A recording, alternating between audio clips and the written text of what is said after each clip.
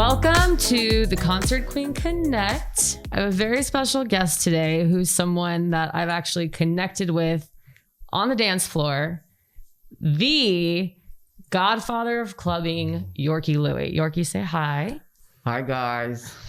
So we got Yorkie, who is a staple in the Austin community for a multitude of reasons. I feel like literally you and I met on the dance floor. We were just talking about that there's a lot of people that you see in passing, but it's like we all go to the dance floor for our own experiences and absolutely own reasons and connecting with you on there. And it's just been, uphill ever since for us and rising as much as we can. So tell us about how you got the name Godfather of Clubbing. Well, after moving to Planet Austin from San Francisco, where I lived for 20 years, I started living again. And I started doing what I love to do, and that is dancing.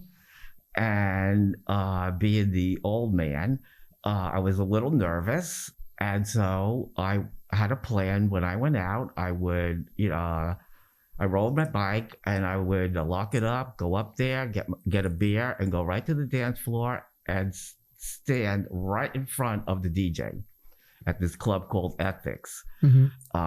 And that's what I did. And I went to the front because I couldn't see what was behind me. So if people were laughing or pointing, wouldn't matter. But on Planet Austin, where everyone is just so full of love, these young kids would see me there every week. And instead of just ignoring me like they did in San Francisco, I would get a tap on my shoulder and they would say things like, the thing I heard the most was, I love your energy. Who are you? I see you here all the time. Mm-hmm. And then really the rest is history.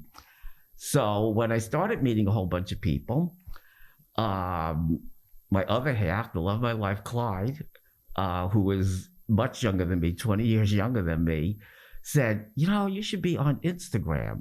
So, because you're meeting a whole bunch of people and you should be in contact with them. And I was like, oh my God, social media. I was freaked out, scared to death. I was like, what? The thing that I was hating.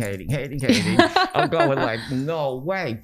So it started out with me going out and just taking some pictures, which I never did. I mean, in my day, no one took a phone. We didn't have a phone. Yeah. No one took a camera to a club. That would be crazy. If someone took a camera in New York City, they'd be going what?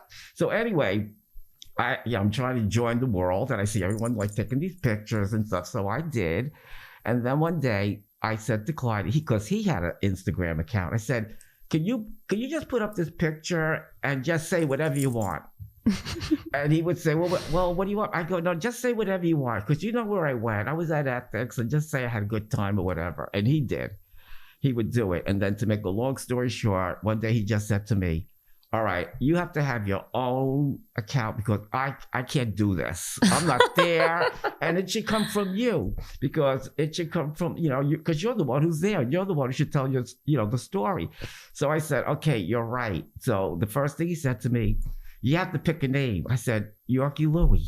He goes, well, no, that's your real, but everyone had you can have a different, I was like, okay. I said, all right, I'm so old and I've been doing this for so long. I said, I'm like the Godfather of Clubbing. Oh my gosh. And he said, that is perfect. He goes, you should be the Godfather of Clubbing. And that's how it happened. Amazing.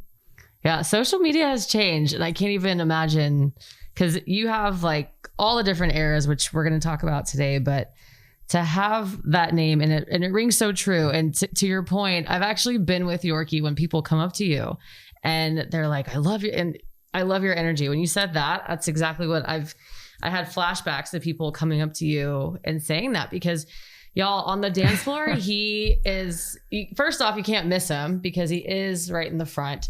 It breaks my heart that you were up there, that you were originally just up there because of any types of ridicule or feeling that way. That breaks my heart. Has that happened on previously? People were just it started to happen. No, I always had fun at the clubs. Yeah. But as I got older and the world started moving and changing, well, to make a long story short, in total I lived in San Francisco for 25 years in total. The first time I moved there was in 1978. And that's where I met Michael Fano, who I was with for 16 years. And eventually I moved back to New York City, and he died of AIDS. All right, help me. You're fine. Where are we going? What did you ask me again? No, you're fine. Let's just take it right there, where you were with Michael and he passed away, and again, that's not something to be taken lightly at all. I don't think that's even something to really just pass through. If that's someone that was a part of your life, that's like a whole nother, that is a whole big chapter. That's a big chapter, but let's give that and let's honor that he definitely, because I knew about your partner, and my condolences as well, because I know that anybody, when you lose any type of loved one, that's not easy. But I can't even imagine with what you've seen. And there's also a very special, I obviously listened to the ATX Explain, which we'll tag, because I think people should hear that. And I think it's a beautiful testament. They did an amazing, incredible job of chronicling your life and all the different stages and, the eras, as it was mentioned on there, which I loved. But your life is in eras, and you're a modern day club life historian from such a special time. So I definitely want to honor that. I don't think that is something to be taken lightly. And yes, it's fun and love to talk about clubbing and being in the clubs, but that is a surface level thing as well. And I feel like there's so much more to you than, and that, and I heard that, and I even heard you say that in that other thing. And I was like, what? Why? I had no clue, because you think on the outside looking in and you see kind of just the surface. You see someone who's super happy. You see someone who is going around giving everyone hugs, but there's so much more behind you that I didn't even know, in the sense of what you've been through. So to put you in that place. Yeah. So thank you, first off, for being such a light in this community, because I do want to honor that. But I do, with your partner, there's no need to, I don't want to rush through that. How did y'all meet when y'all were in? Well, I worked for the telephone company after I got out of school. And at that time, it was one big giant phone company. So you could transfer anywhere. My oldest sister had moved to San Francisco when my brother-in-law got a transfer with Merrill Lynch to run the municipal bonds department in San Francisco. So she moved there. Oh, wow. I went on a vacation. Well, it started like this. She went first, my oldest sister. Then my next in line, my sister Emmy, went to visit. And the next thing, she moved with her husband. I went to visit, and I said, I'm putting my transfer in. And within 2 months, I was in San Francisco working at Pacific Telephone. And Michael worked in the office as one of the supervisors. And that's where I met him. And I was with him for 16 years. How beautiful. Yeah. And so with that relationship, y'all lived in San Francisco. I remember talking to you when we were talking about this whole COVID happening and this COVID situation.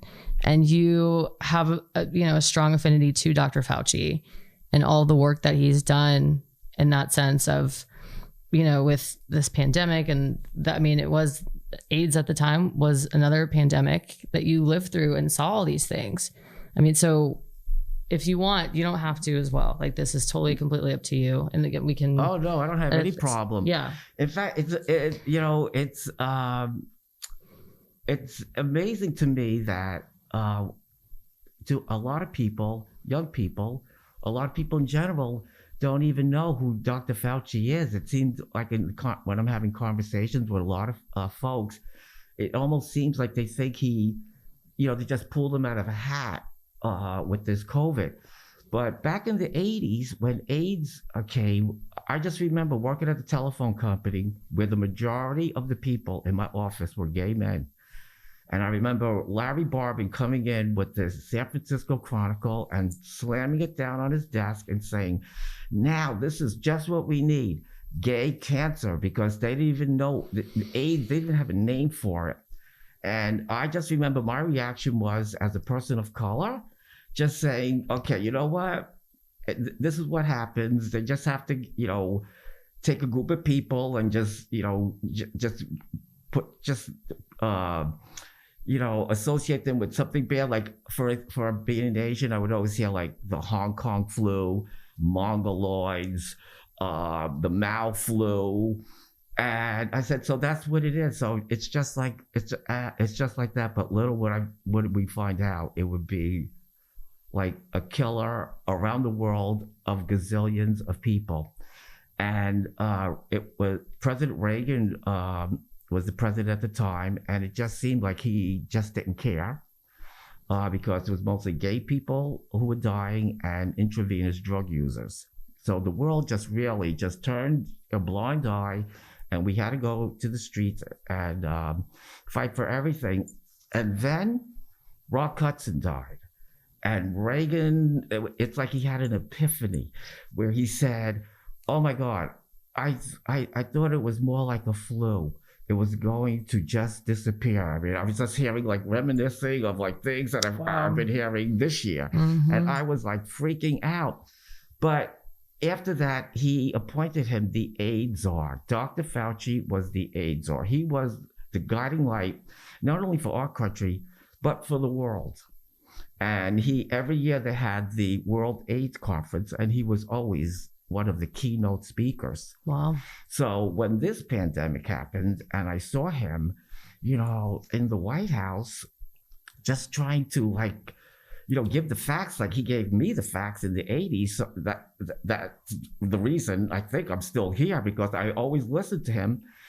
I just couldn't believe, I don't have to go over it. The media. Yeah, the media itself. There's so really polarizing views on all this. And I think this has been, if anything, like you said, it's been a divider than unity. Yeah. And it's hard when you have all these different opinions. You have something that no one knows anything about. Yes. And everyone has such a strong opinion either. Yeah. I felt like it was either one way or the other. I mean, there really was, it was just black and white. It's like you either felt this way or you felt this way. And it's been a divider. And I feel like this year in itself was a big divider. Yeah. It's terrible. I almost feel like you have to be like in a tribe, a camp. You just can't it's hard to just be yourself. You have to just, be in a whole group. I don't know. I hope that, we can move on from that, because it's just not good. Yeah.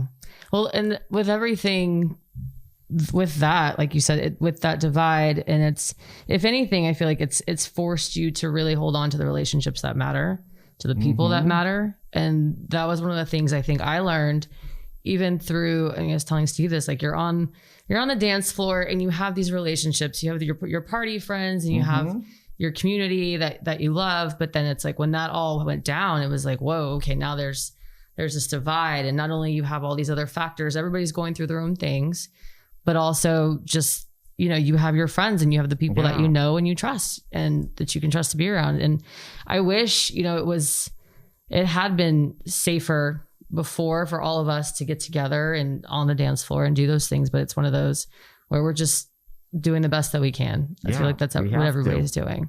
We have to. Yeah. So, we can get to a point where we can move on and come back together. Mm-hmm. But, in all bad, my whole attitude for the most part of my life is when I see bad, I always try to look to the good side. I have to find something positive has to come out of something bad in every situation. And I know this past year was really hard, but one of the pluses for me is that I have my kids come over and we just sit in the lot across the street and we're not dancing. We're just sitting there and we would just have really meaningful conversations. And it just opened up my whole mind because, I was born in New York. My sensibilities are completely different. And it was really kind of like a stunner to me at times when I would hear people say things that were completely not my point of view at all. And I never thought they would even come from that place. Wow. And it was really freaking me out. At first I was going like, whoa. And then I would see when the whole social protests started happening with George Floyd, and that even intensified everything. I learned a whole lot, from that situation, but it really opened my eyes, because at times I just wanted to say, oh, I got it. If this is how this person feels, honestly, I can't. How can I deal with this? Yeah. But I had to really think about it, and I just when I get in those situations that are really hard, I just like to make things really simple, because things are so complicated today. I mean, everything is so complicated. Yeah. So I always like to just like bring things to its lowest form. And I just thought to myself, you know what? How can I dislike this person, or not want to have anything to do with this person now, just because he or she said this? And I was thinking, it's almost like, it's like having a child that one day comes up to you and says, I'm gay, I'm bisexual, I'm transgender. And as a parent, you just go like, well, get out of here. I just, I just can't have anything to do with you. You're just an abomination. And I just said to myself, I just loved this person before. How could, just because I'm seeing this, just not want to have anything to do with this person? I'd rather just, continue to love that person. And when the time is right, hey, just maybe have a conversation, because, we all have to open up our minds. I'm fortunate. I grew up in a place where a lot of language was spoken as soon as you left your house. I saw people of different color. There was some I didn't even know what they were. And then then on the flip side of that coin, there's people who have never seen a person of color. They live in a town where everybody looks like them. Mm-hmm. They all have the same religion. They all do the same thing. And, that's what kind of shapes us. Our environment, our parents, what we're exposed to, what we've seen. And so, I just on that, I mean, how could you really blame a person for how they feel? Yeah. It's really a question of just communicating with a person and getting to know a person. I mean, I forget who said it. I think it's Martin Luther King that said, everybody should have a friend that doesn't look like them. I always said everyone should step into each other's shoes to see how the other person lives. Just because if we did that, I think the whole place would be better. Or just live by the rave culture, PLUR, peace, love, unity, respect. I mean, that's real simple. Like I said, let's keep everything really simple. Just think of it: peace, love, unity, respect. Everyone's entitled to their opinion. God, if people didn't have the opinions, this world would be so boring. And I respect everybody's opinion. I mean, how you feel is how you feel. Like I said, like it's like what you've all been exposed to is like how you see things. So, until we can open up to each other and just respect each other, you can have your opinions. I respect that. I just don't expect people who take their opinions and try to especially make it a law. Yeah. Then I have to live by that, that rule. That doesn't kind of make any sense to me. No, you're exactly right. I think I love what you said about, basically everything that you're saying, you're coming from a place of love with everything versus these other people that have if you don't think like me, then therefore I don't like you. And you're very open. Yeah. To that. I believe that love will always conquer hate, because I've seen it all my life. I mean, at 5, 6 years old, I had 2 aunts who loved black men. That was against the law. They couldn't have relationships. I've just seen all, the injustices of everything. And, it's just sad that when you think about it, here it is, 2021, and we're still, we've gone a long way, but we've still, it's still sad to me. Yeah. Well, it's crazy too, like you said, to have those things that are happening in the past are still happening today. And I think that is something that we can at least be hopeful that people are doing. They're still fighting. People haven't given up. And I think that's something to kind of hold on to. That's why I love young people. Because for decades, Chris, I'd be saying, oh my God, my older sister, she'd be going like, oh my God, he's like a broken record. I would say all the time, I was always in the streets. Aren't people pissed off yet? I mean, what has to happen? What do they have to do before they get out into the streets?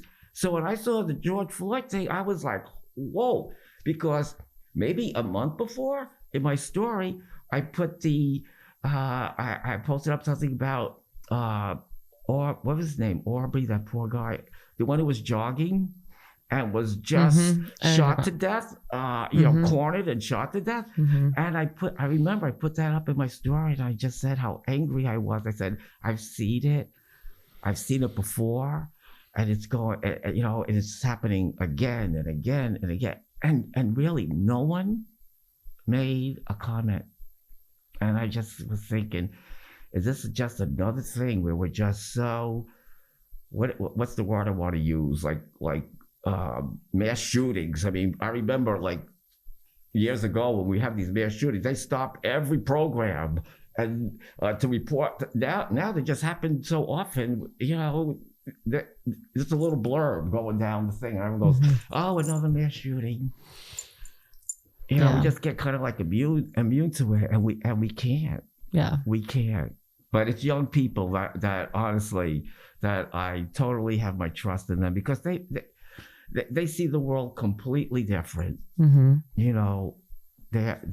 minds are more open. I agree, 100%. I think with social media too, like you're talking about that, it's all about perspective for me. Yeah, perspective and intention. So if you're looking at someone's perspective. Like you were saying, like for me, my perspective of you being at the very front of the dance floor is like, oh, he just wants to be that close to the music, and I'm thinking of all these different perspectives too with what's going on in the world. If you're able to shift your perspective, and we're trying to be optimistic and positive because you can get down in the weeds and get really down in the weeds in your head and start going to that depressed place. We've all been there. I was there. Yeah. I mean, I remember when this first thing hit, I just went to my dark place when I was in San Francisco. And my life was so horrible because I was totally invisible. That beautiful city that I just loved to death because it was just Freaksville. It was like Freaksville. And it was, everybody was just accepted and it was just beautiful and just an amazing city and it all just disappeared. Well, let's go before it disappeared. What was that glory time like? I'd love to talk about the glory times of New York and the glory times of San Francisco because those are two iconic places to be living for the gay community and seeing everything in its purest form before, like you said, the change. But what was that like for people that have not experienced that or have not seen that? Oh my God. Okay. Well, first of all, I wish I could take everybody back in time. We'll take a time machine. Yeah. Steve, honestly, that's your next thing. If anyone could come up with a time machine, it would be, he's a wizard. It would be the Seuss. He's just an amazing. Yes. I salute him all the time. God bless him. But yeah, I know for probably a lot of young people, it'd be really hard to fathom that they're not in the global village. Okay, what's the global village? Okay, the global village to me is every place has really kind of lost a lot of its charm and character because now every place has the same stores. Every place you get the same, everybody looks the same. To contrast back to 1978, when I went from New York City to San Francisco, I thought I was on another planet. Really? Okay, just in the workplace. In New York City, at New York Telephone, I had to wear dress pants, shoes, a button-down shirt, and if the big wigs were coming in, I had to wear a tie. I transferred to San Francisco, And I remember the first day I went up to the office after being in the training center, even though I was doing the job, they had to retrain me because I was like on another planet. Everybody, okay, so when I went into the office, the first thing I said was, is there like a special event going on here? Because they said, no. I said, well, they said, ask me why. And I said, well, you can wear whatever you want here. And they went, well, of course. Because I saw the leather queens, you know, the ones, the gay guys in the chaps, the leather vests with the leather hats, with the handkerchiefs and the keys. I saw hippies. I saw This is in the workplace. This is at Pacific Telephone. Yes, it was so badass and amazing. I was like, what? And that's what it was like. Wow. It was such a difference. Okay, it was such a difference of even what the charges were. I remember for having an unlisted number at New York Telephone when I left, it was like $3.50. It was 15 cents at Pac Bell because they couldn't make any money. Wow. Because they were so disorganized. But I loved it. Yeah. It sounds like organized chaos. In 1978 in San Francisco, there was one freestanding men's shoe store. You had to buy your shoes at a department store. We all know men's shoes at a department store are like ugly. Yeah, they're all the same. Yeah, it was it was amazing. No, it was a completely different world. I just saw everybody was like an artist to me. They were free. They were themselves. Okay, for example, when I went to visit my sister on a vacation, I remember going to a restaurant and she ordered a Perrier. I'm coming from New York City. I had never even heard of a Perrier back then. That's how different the world was. We weren't on the global village. Mm-hmm. I thought she was ordering wine.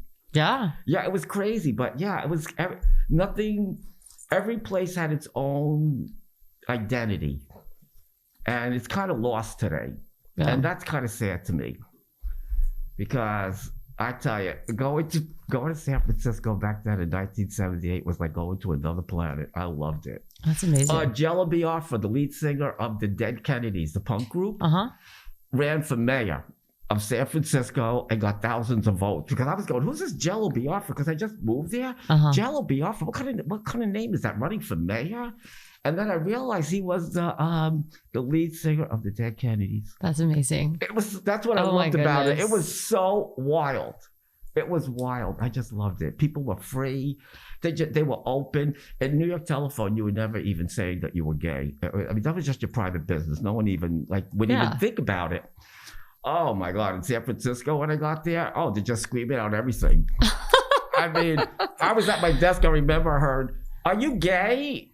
And I was so freaked out. I wouldn't even turn. I wouldn't even look. I'm talking to you, and you get out. I was like, but that's what it was like, Larissa. Everybody was free. But do you feel like that helped people too, like be their true selves, be their most authentic selves? Absolutely. That was the beauty of San Francisco. Yeah. It almost had its reputation back was that, hey, bullied freaks, come on in. You know, that's why I always say, like, when I'm at the club, I don't know if you ever heard me, when I'm up there, I always tell them, like, you know, hey, welcome to the party. Yeah, you always say that. Yeah, out of the box, bullies, you're bullied, weirdos, come on in, freaks. Yeah, you know, this is your home. Yeah. There's a place for you here. That's amazing. Yeah, because we don't judge anybody. Yeah. Well, the dance floor is the most unifying place where you can be yourself, because that is where you're dancing, you're grooving, you're connecting to people, connecting music, and connecting to others. But yeah, that sounds incredible. And what a time to be there. No, it was just amazing. It was so. I came from New York City. I'm going to the clubs. How was New York City? So when you went to the clubs in New York City, I'd even like to take it a step farther back, like your first club experience. Like, what was that like? Okay, so after, the hippie days where I was going literally from the Fillmore East every weekend, that was a great time. So in 1969, I go to August of 69, I go to Woodstock. Oh, wow. And then I just was thinking about it today. A year later, in 1970, I graduated high school, and I'm going to this club. I remember my friend Yolanda, who I'm still best friends with today. said to me, okay, we'll go into this club called The Sanctuary. I go, The Sanctuary? I don't even remember how she even found it. And the next thing I knew, we were there. It was a hot summer's night in New York City. It was humid. The air was really thick. They had no air conditioning. And we walked in and they literally, I think it was like on 40-something Street, like on the west side, like maybe between like 9th and 10th or 11th and 12th Avenue, like that. But anyway, we walked in and it was a church that they removed all the pews in the middle. Mm-hmm. So there were just like pews on the side, and they painted devils on the ceiling. And I don't even remember even seeing the DJ, but it was drum beats, like Afro-Cuban drum beats. And I just remember everybody was just like, you know, like a sea of sweaty bodies. And everybody was just like doing it to death on the dance floor. And they had people walking around literally with rolls of paper towels, like giving people paper towels so you could like, you know, oh my God, you know, dry yourself. But that was so that was your first experience. That was my first, like big, yes. That was, it was wild. And so doing that, were you like, okay, I'm hooked. I need more of this. Oh yeah.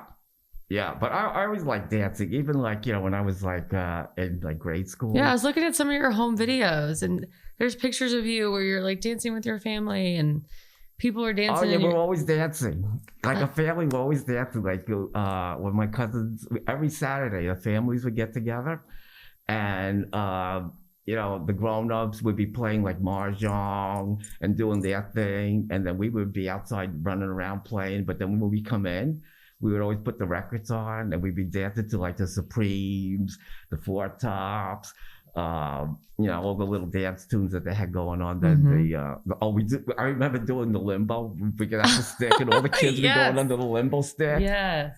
So yeah. Yeah, we can get Steve. Steve and I can hold a broom and we can do a little bit after. Oh, I think so. That's amazing. Yeah, but dancing, I've always loved dancing. And I've always, like, when people see me, they always see me on the dance floor. That has always remained for me. Once I get there, I just stay on the dance floor, basically. That's what I just love to do. I just close my eyes and I just lose myself. That's why I put my sunglasses on. I know a lot of people, you know, they tap me and it's not that I'm not paying attention. Well, I'm not. I'm just in my own little world, you know, doing my thing. But I learned about the glasses from Disco Sally, who it's so amazing. I think that I never in my life would I think that I would become the Disco Sally of Austin, Texas. And so tell us about Disco Sally. Yeah. Yeah. In the 70s, when I went to Studio 54, I would see this elderly woman, this elderly Jewish woman there. And she was just, I would just be fascinated, be going, okay, what is she? And she'd be on the dance floor and everyone knew her. Everyone was saying hello to her. And I was just so fascinated with her. And she always had her sunglasses on. And she was Disco Sally. And Disco Sally lived in the neighborhood. And when her husband died, one night she just took a walk and she came upon Studio 54. Wow. And the rest is history. She was there every night.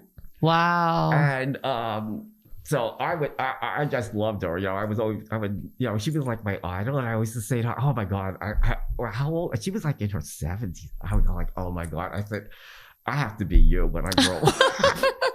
Well, you're close to yourself. Yeah. Right? You're right there. Isn't it something? And you know what? She ended up like meeting a young little Latin kid and she married him. He was in his 20s. But she was amazing. That's amazing. She was just, another positive, just loving soul. But she always told me, you need to always have your glasses. Make sure you always have your sunglasses. And I said, okay. And ever since then, I always have my glasses. Wow. So because you even have one for your third eye, my third too. Eye. That's from Prince. A lot of people don't realize that, because like, a lot of people go like, "Oh, that third eye," or what do they? Okay, I forget. They'll say something about the third eye, and because I'm part of the dance community, and I want to relate to them. There's a song by Green Velvet that the god of one of my gods. My friend just saw him last night. Yeah, he played in Orlando. And the song is walking around like a bigger than Prince, and I know it just kind of like goes over what people said, but I tell them no, this is. I'm inspired by Prince when I wear these glasses, because I forget what album it was. That was the first time he was on the cover of the album with those glasses.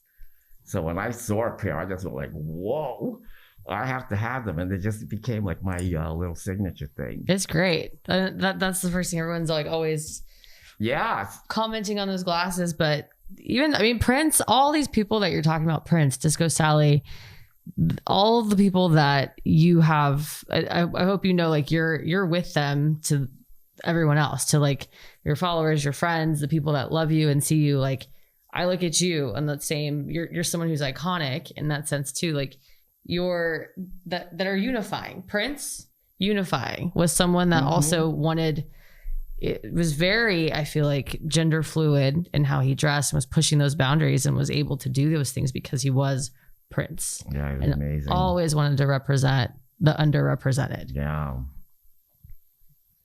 There's so many people that are so inspiring.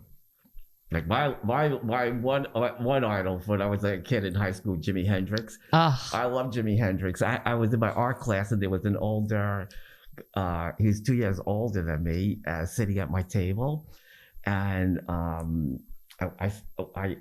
was in the class, and I looked down, and he had that album like next to his knapsack, and I went, "Oh, that looks wild. What is that?" And he goes, "Oh, you never heard of Jimi Hendrix Experience?" I said, "No." And he goes, "Oh, that's awesome." And we were really good friends, and he said to me, "Okay, I'll go. Yeah, you could take it home tonight." And I'll go home, and he said, blaze up, roll a big joint and blaze up and put your headphones on, and the rest is history. I was like sold, and they started calling me the Yellow Hendrix in high school. My mother, when he passed away, was getting condolence cards. My mother was like, "What are these condolence cards? This is very crazy." Oh my God. Yeah, that's why I had to go to Woodstock. I would see him at the Fillmore East, so Madison Square Garden. One of my favorite shows, and I'm so glad I was there, was the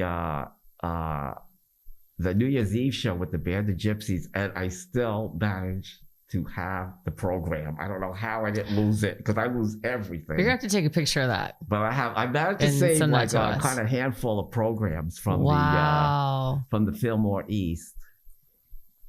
That's incredible. I remember I saw the first. I don't know if it was the first, but it was definitely one of the first United States shows of Led Zeppelin, and they didn't even get top billing.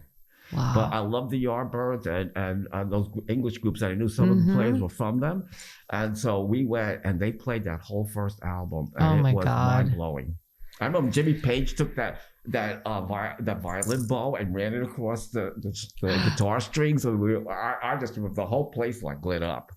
It was amazing. I know you can't see it with my mask, but my jaw is just on the floor. Yeah, oh my God. They played every song, Clarissa. Wow. Every song. Led Zeppelin's one of my favorite. Top billing was Aryan Butterfly, In the Garden of Eden. They had that one great song. I mean, they were great, but that song they had at the time, In the Garden of Eden, was like a big, like crazy hit. That's spiritual. That was amazing. Yeah, that was an amazing show.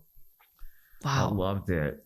I'm still sitting with that. That's incredible. Just to see, those are just some things that we now, especially in a time where we're basically concert deprived. I mean, you look back and you wish you could see that there's just the rare, it's just so pure. Their voices, like Jimmy Page, Robert Plant, Jimmy Page playing and just singing through their instruments, and I can't even imagine. Very raw. They didn't have a whole lot of, they didn't have a whole lot of like electronic, craziness going on. It was really just instruments plugged in and speakers. Yeah. And the Joshua Light show that was so amazing. But I have to say, the sound at the Fillmore East, whether you sat in the front row or you sat all in the back of that balcony, the sound was just amazing. Wow. I can still hear like Bill Graham's voice coming out when he would announce, because he had that iconic voice. He was just like a god to me, that Bill Graham.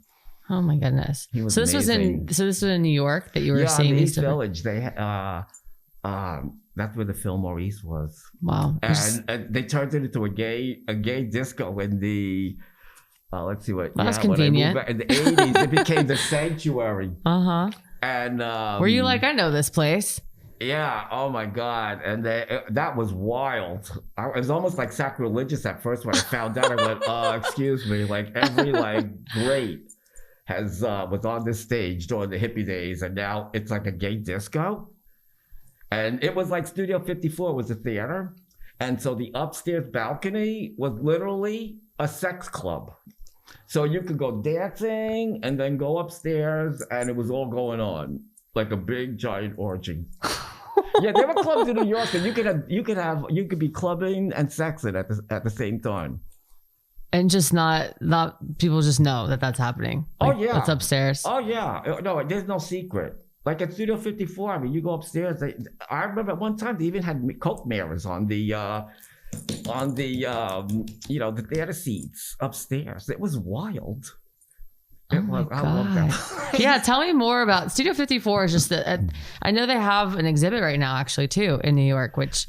Yeah, showing all the different kind of iconic, from the outfits to the stories. Yeah, it was a scene from the, as soon as you got there, because they would block off the road at night. And so it would be just like a crowd of a sea of people. And, and it would be amazing because people just would die to get in. Yeah. Because it's not like you just got in. It's not like everyone got on a line and then you just waited your turn till you got in. Really? Yeah. Everything's roped off in the front with the velvet ropes. And they're scouting the crowd, and they would go like, okay, come on up. And this group of people would come up, and this happens all the time. Who are you with?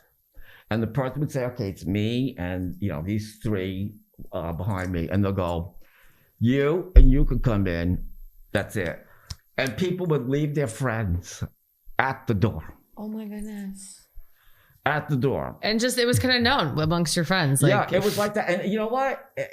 You could be lifestyles of the rich and famous. That does not mean you're getting in. Wow. Who was the person that was at the door making those decisions? Oh my God. Well, it was Steve Rebell. And I can't remember the other guy's name. I got it so long ago. But, I was like in my early 20s, we were all cute as a button, like village kids. Oh, yeah. And they would see us coming. They would go like, okay, come on, so and come in. And so, yeah, it was great. It was amazing. But there were other clubs too that were just as amazing and weren't so upscale with all the glamour of. They would have celebrity. Every club in New York gets celebrities. Studio 54 got everybody wanted to go there. Got all the press, yeah. But there was one club. In the very beginning of my disco days, I remember it was called Leisure Dan, and it was in the Diplomat Hotel in the basement. Really? And it was amazing. And you would take a elevator downstairs to the rooftop, and in the summer they would have tables and chairs. They had barbecues. You could get hamburgers and stuff. What? But it was so badass. That's where the DJ for that club was Bobby DJ, and he was so amazing. I remember Barry. I don't know if people remember Barry White, Love Unlimited Orchestra. Oh yeah. Okay, he was.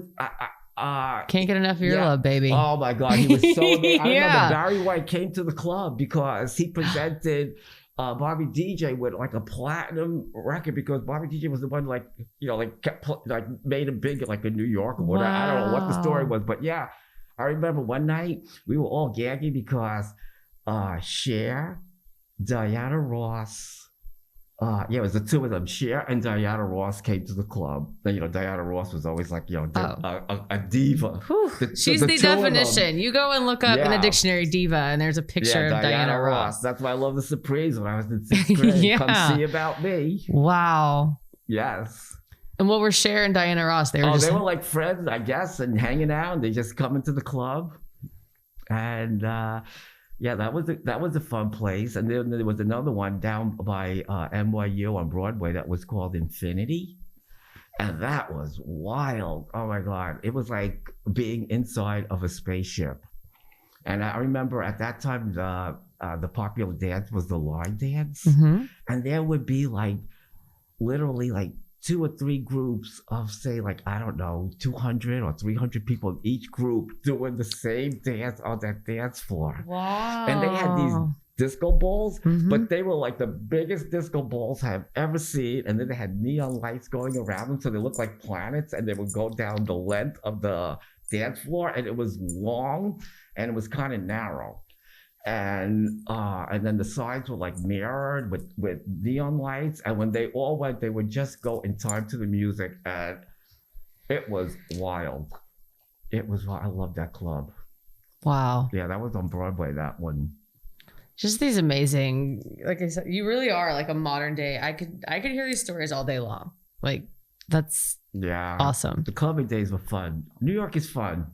Yeah. Well, especially you being there and like growing up there, and then having those friendships, and that being the whole club kid era. And you had a store there, right? On Christopher Street. When I moved back to New York, I put my transfer to go to work at New York Telephone again, but we kind of got blacklisted because they wanted Mike, like I said before. I think I mentioned they wanted Mike to move to a different office, and he didn't want to move. He didn't want to work there. That's how we ended up going back to New York. Okay. And so my transfer never came through. And I love to shop, and I love fashion. I found this Italian clothing store. You like fashion? No. I like it a little bit. I like it a little bit. You got it all. Yeah. You're always. Oh, you're too kind. So fashionable. But anyway, I started working for these an Italian family. It was the father and son. They were from Rome, and they were bringing like crazy shit to the United States, and they would wholesale. They had a store on Broadway and Lower Broadway in the Village, and they wholesaled also.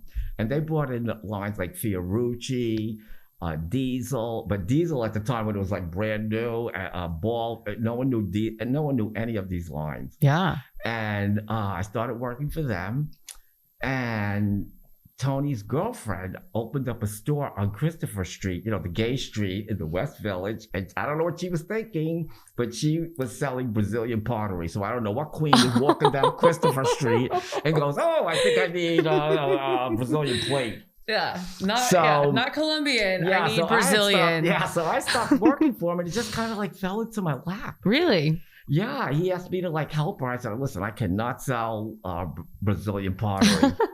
And he just convinced me. I went there, and to make a long story short, she just gave me the store and said, "Here, you could take it over and just do whatever you want with it." Wow. And I ended up having like a funky club kid clothing store. And it was really like a clubhouse. It was called Reckless NYC. And yeah. So you had this storefront on such an iconic street as well. So what kind of people would be coming in to the store? Just people getting ready for the weekend, or just casual off the street? Like, it's funny. At first, like, the gay men on Christopher Street, they couldn't relate to us because, I wasn't selling like the typical like gay gear at the time, like, tight tank top and Levi's and Adidas sneakers and that kind of look. And so I remember a lot of them, there was a bar across the street called Ties, and they would get drunk and they would come over to the store and then open up the door and just go, "Why don't you go back to the East Village where you belong to?" At the East Village, we were all like punky, like that, more edgy. But it was great. But after a while, when they saw like, I wasn't going anywhere, they actually came over when they became my customers. But at first, I know we kind of freaked them out because, we were in selling the typical like gay gear. Yeah, the stereotypical stuff. Yeah. That's awesome. And so you had that store for about how long? 10 years. 10 years. Wow. Yeah, it was great. It was great. I met a lot of, we have an open door to the public in New York City. Everybody comes in. Wow. That's what, I can imagine. If it was in today's world, everybody. Oh my God, I would have the only crazy videos, photos of like from the most famous to like the typical wacko in the village. Of course. Like, can you imagine your security footage? What that would be? Oh, that would be its own show. Think about it, but I just have these mental images of all these, wonderful moments and not so wonderful moments because New York on any given day or street, you see the best. You look this way, you're going like, oh, this is so fabulous. Then you look this way, you go like, oh, Jesus, this is like the worst thing I've ever seen in my life. Wow. But that's New York. That's what kind of makes it. Good. Yeah. In a way. What was one of those moments what was a moment that you just didn't expect to happen? And that was just like, whoa, I cannot believe that just happened. You mean in like Clubland or? Let's talk about Clubland. Just while you were there in New York. And again, I know you've got stories. So I know you have stories for days, but there's so many but something that you were just like, oh my goodness. Okay. So one of the things that shocked me was Lady Hennessey. Okay, tell us who's Lady Hennessey? Afro-American woman. Okay, and she'd be a big part of the club scene, and she would be dancing, and she would take her titty and squeeze it, and milk would go flying out onto the dance floor, and people would be just screaming. Yes. Wow. I mean, I asked for it. I asked for a crazy story. And I think that is the craziest thing I've ever heard. At Infinity, the club that I told you was like a spaceship with the big disco balls and stuff. I remember we were there one night and we see this one come in and we're going like, oh, okay, he's interesting looking. He has like, the knapsack and the whole thing. And then he's by himself and he, just happened to be by us the first time he came in. And I see him like going through this whole little production and I'm watching him and he pulls this thing out of the knapsack and he started like blowing it up. And I'm going, what the hell is that? And it was literally one of those blow up sex dolls. Oh my God. And I went, oh, no. And it had like some clothes on it. And then he put clothes on it. And then he literally... when it was all blown up, he stepped on the feet of the blow-up doll, and there must have been like Velcro on it. And the whole night he danced with the blow-up doll. Stop and it. He was there every week after that, and we would and he would talk to anybody. I mean, I never spoke to him. I mean, what do you say? He's in the zone. Yeah, what do you say? Oh yeah, my God. Club I saw a lot of crazy. I mean, every club in New York is like, no wonder everything. No wonder you're just like, like everything. Nothing shocks you anymore. No, that's not true. No, that's not true. Oh. No, I love to be shocked. I love it. Oh yeah. Yeah, there were like a lot of. There was one I remember. She literally would come in with a see-through plastic dress, and she had nothing on underneath. Zero. Just living her truth. And she would come with this guy. They always said that they were like professors at NYU. And I said, I never saw them. I mean, like, who are they? And yeah, this one would come in. She was always in black. Like she came from like out of the time tunnel with like a Victorian black dress with this big black hat and with the veils. We never knew who she was. She'd always come in and just dance all night by herself. Wow. Yeah, there was Danny the Wonder Pony at area. Well, he worked the circuit, and he would come in and he would have a horse. What is it called? A bridle, horse bridle in his mouth with the rein, and a saddle on his back, and he would give girls like horseback rides at the club. And he was called Danny the Wonder Pony. They would put him, he would be on the club pants, on the flyers. Oh. Like he was an attraction. Wow. Yeah, and I always remember an older man with a little sailor's hat on. I used to call him Salty Pete. He had like the little sailor shirt on with that sailor's hat. And he had a big parrot, like a macaw on his shoulder. And he would take photographs. An actual parrot. Yeah, big macaw. In the club. In the club. Taking pictures. My goodness. Wow. So you really have seen it all. I've seen a lot. I don't think I've seen it all. You've seen a lot more than a lot of people. I think you've seen a lot more than Steve and I were talking about that. You've been in the club scene now for 30 years. That's longer than since you said 71. Yeah, the biggest break. I mean, you just can't be doing this all the time. Yeah. So how do you recharge? Like, how do you kind of take a break? Like, because what's your? I know you're talking about like your shoes. You get charged up and you train for these kinds of things. What's your routine? I really don't have one, to be honest. Mm-hmm. It's more like a mindset. Okay. Yeah, I mean, I have my coffee before I leave. And, you always have to you have to rest up, first of all. If you're going for the long haul, because today, we could go until 7 o'clock in the morning. I know I've seen you there. Oh, yeah. You're right next to you. So, you have to rest up. You have to eat something. From bike riding, this is what I learned. You have to eat, you have to drink before you're thirsty, and you have to eat before you're hungry. Or else you're going to start bonking, not feeling good. You get a little lightheaded. Mm-hmm. And then you have to, of course, rest up. That's a given. And then you got to fireproof your shoes. Fireproof your shoes. Yeah, that's what you have to do because, they'd be smoking. They could be smoking. I've seen your shoes. I've seen yours are always, where's that fire extinguisher? We didn't get those out. We didn't make sure. A couple times you got to bring the fan out. I was looking for the fire exits when Yorkie walks in because he's starting a fire with those shoes. Oh my God. No, I tell you, I'm a little out of practice, to be honest. This 2020, definitely put the brakes on. Holly been out. I think we'll just look at that. We're talking about perspective. We're just going to look at that. That was a time for us to rest. I was talking to my friends yesterday. I was like, can you imagine that first show out where we're truly in around people? It's just going to be this next level. People are going to lose it. I feel like people are just going to go. Yeah, I mean, people aren't going to know when to stop. I remember last time I was out and someone said, how have you been? And I literally just stood there for, it seemed like forever. I didn't know what to say. I was at a loss for words. I was freaking out. Because it's such a loaded question too. It's not just how you're doing. You're like, I went to the grocery store today and then went to Home Depot. How do you answer that? Yeah, how do you? I was such a loaded question. Embarrassed. I'm going But you want to be what part? What? Yeah, because this bit. It's wild, just wild. Yeah. Well, let's talk about something and. We were talking about communities earlier that I know you're a big fan of. I mean, you're dressed in all of it is Desert Hearts. So how did your love for Desert Hearts and that community get started?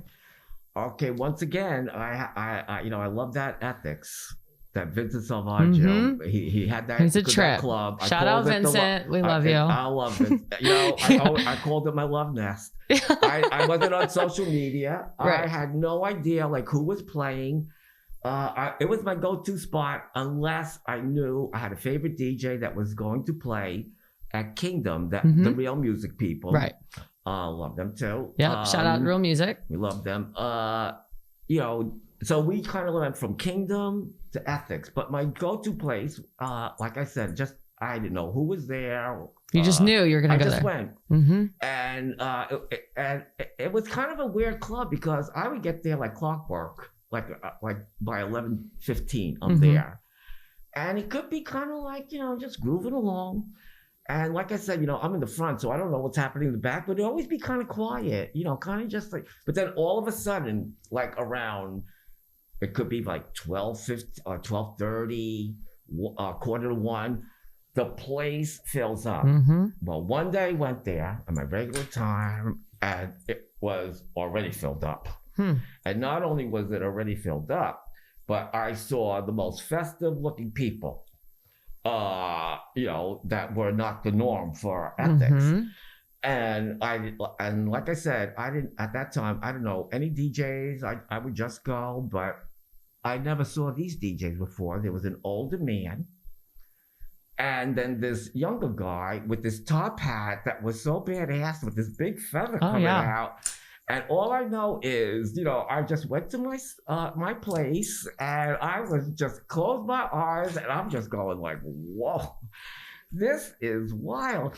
And then, when it ended, I was a little back further And I wasn't really paying attention.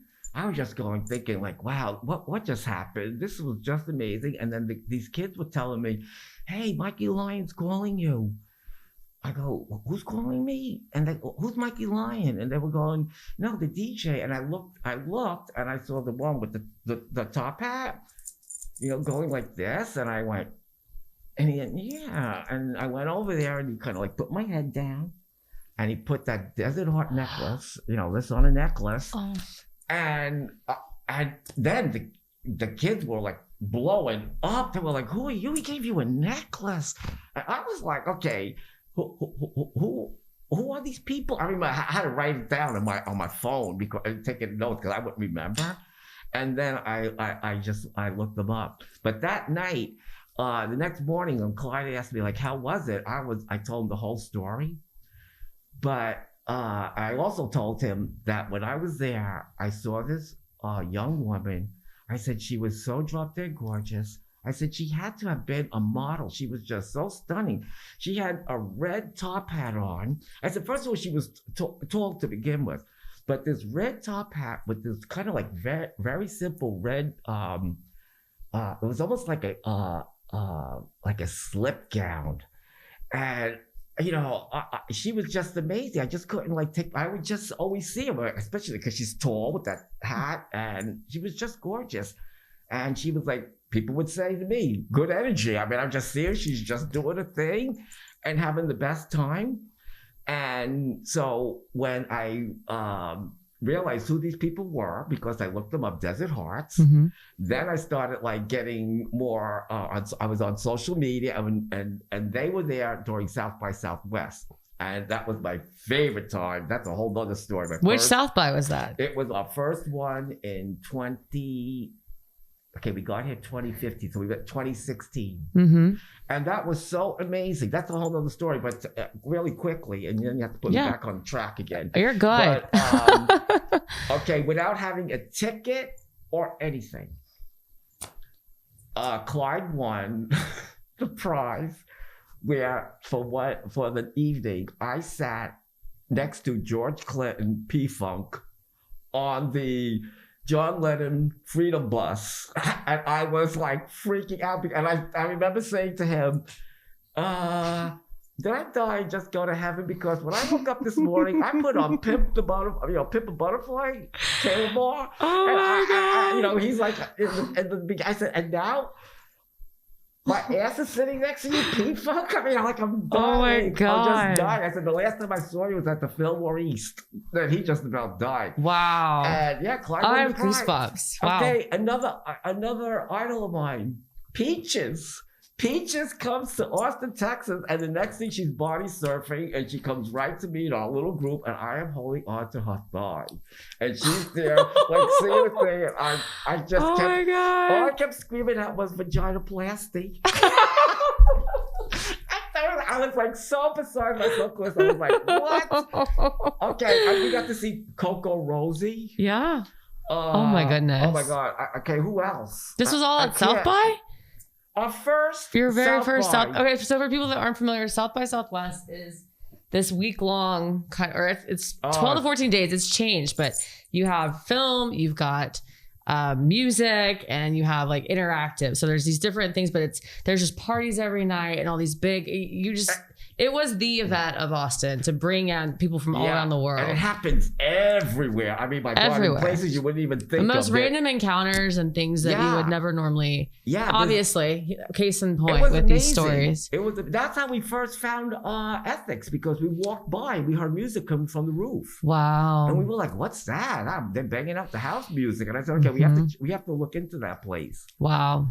Yeah, but South by, oh my God, it's like my favorite, all-time favorite. You're talking you and I, we vibe on that. Yeah, oh my God, it's so it's so amazing. So amazing. Yeah. So you saw them at South by, and it was just it was game over after that. With the crew. And so I saw Maddie. Okay, so now the second time we go next year. And I see the Desert Hearts are coming again, except this time I know there's 4 of them because I looked them up, Mm-hmm. and the first time only 2 came.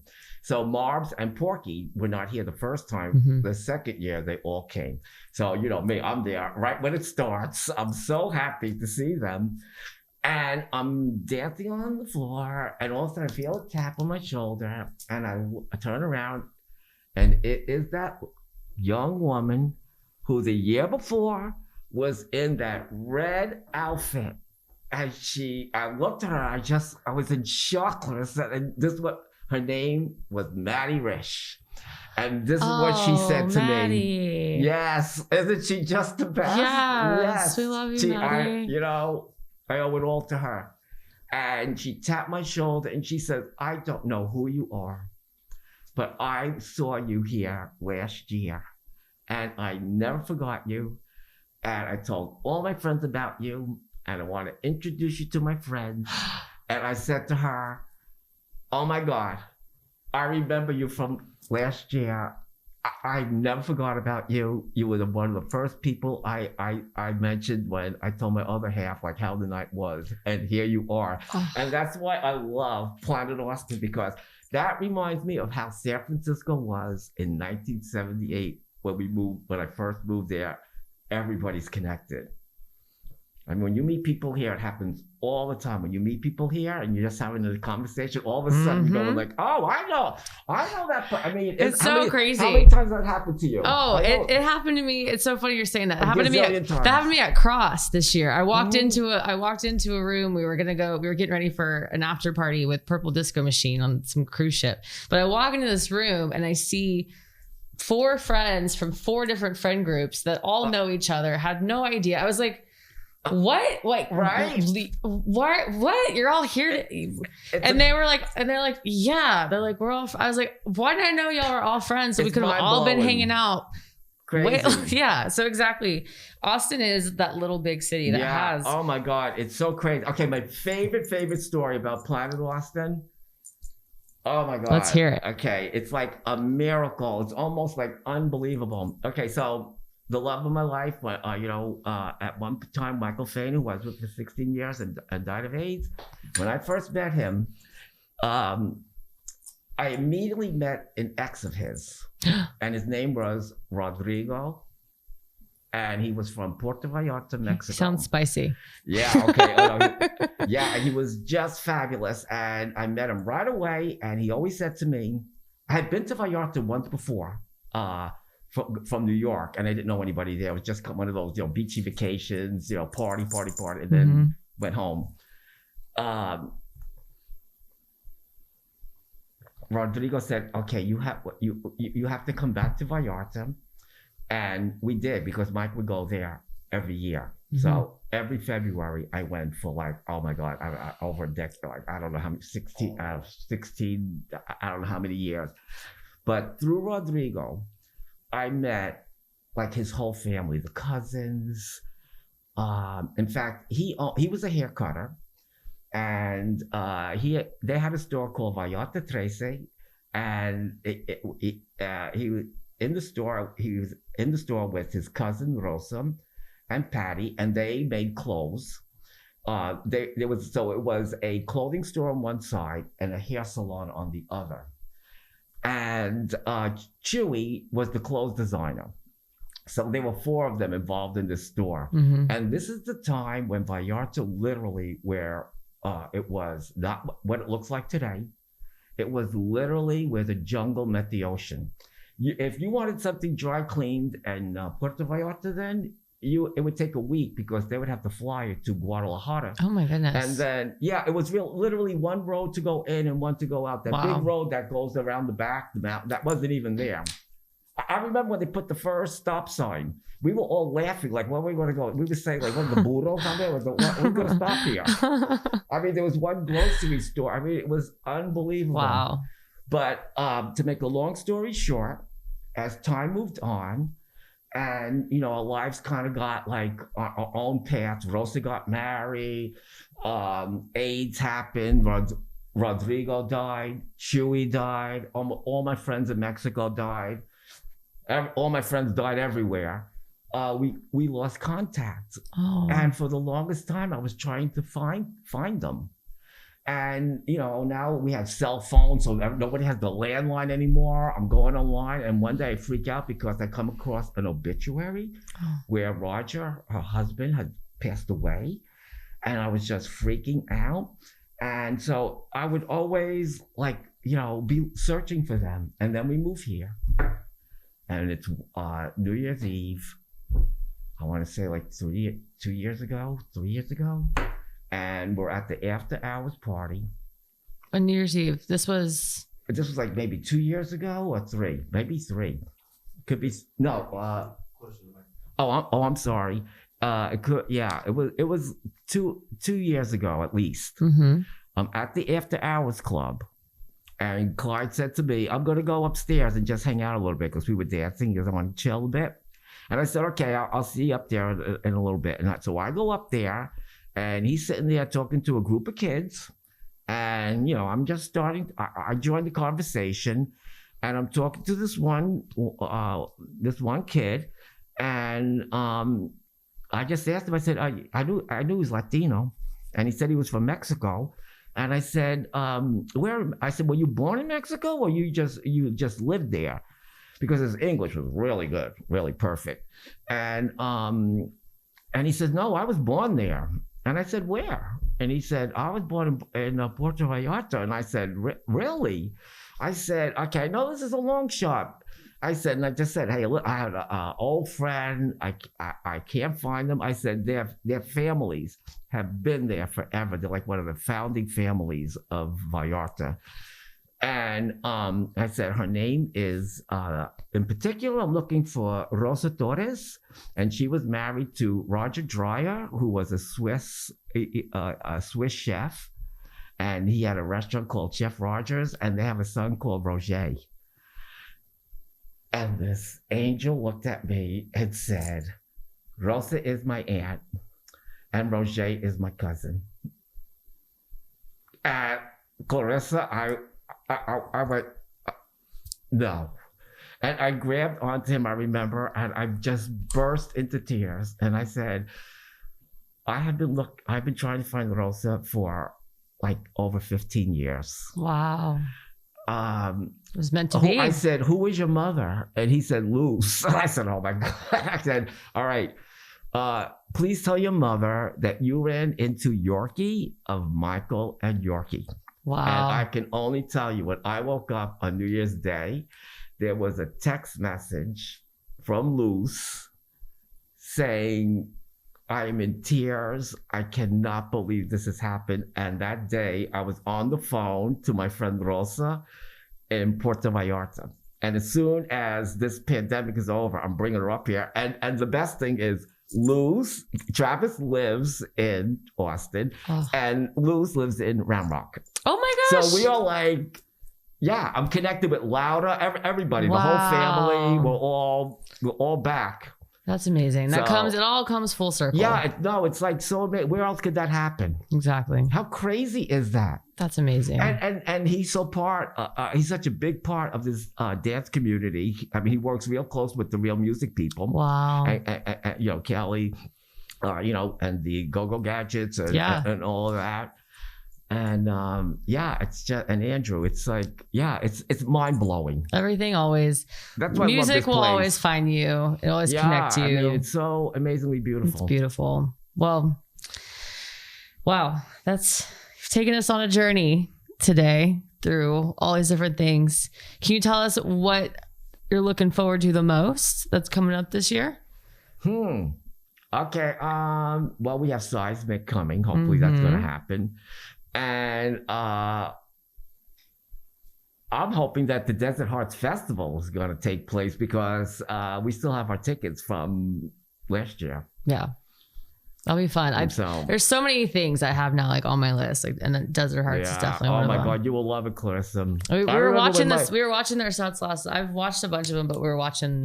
All kinds of ones. When Mikey said to me, and a lot of people said to me, like, and they're going shock when they realized that I really hadn't been to any. I went to Woodstock, and that was it.